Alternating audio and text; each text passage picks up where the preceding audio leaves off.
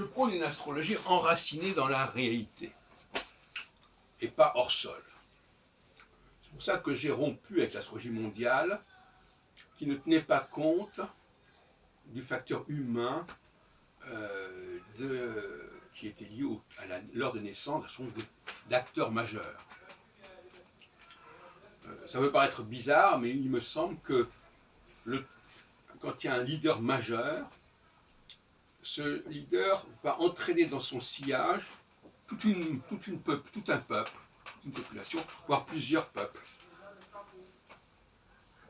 Et ça, c'est un blocage, par exemple.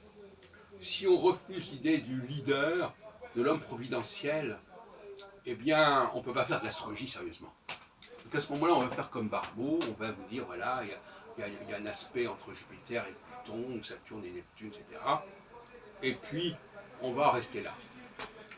Et quitte à chercher à localiser géographiquement l'événement parce que telle planète en rapport avec l'URSS, l'autre avec les États-Unis, etc.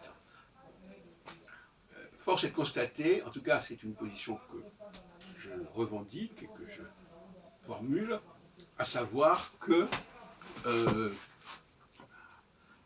il faut avoir sous les yeux la carte, si on peut dire, non pas du ciel d'en haut, mais du ciel d'en bas, c'est-à-dire la carte des élites qui sont en bas.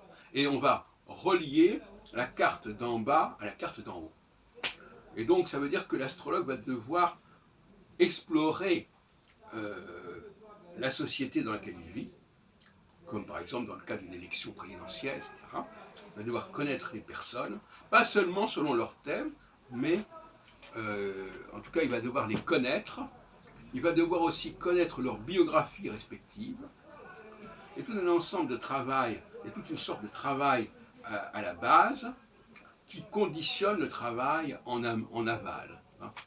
Et ça, c'est quelque chose qu'il va falloir apprendre et ça va peut-être recruter des personnes qui n'auraient peut-être pas fait d'astrologie parce que les astrologues aujourd'hui sont plutôt des gens qui aiment bien les calculs et les gens qui sont doués pour la littérature, les littéraires, qui doivent étudier les documents, les œuvres, les dates, l'histoire, peut-être qu'ils n'auraient pas trouvé d'intérêt pour l'astrologie.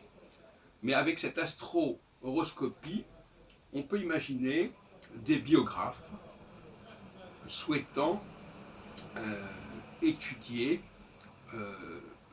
leurs données au prisme de mon modèle astrologique. Donc là, il y a un rapprochement entre astrologie et histoire,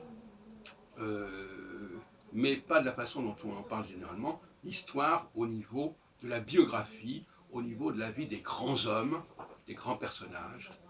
C'est ça qui est important, et ça change quelque peu les donnes, et aussi les profils des personnes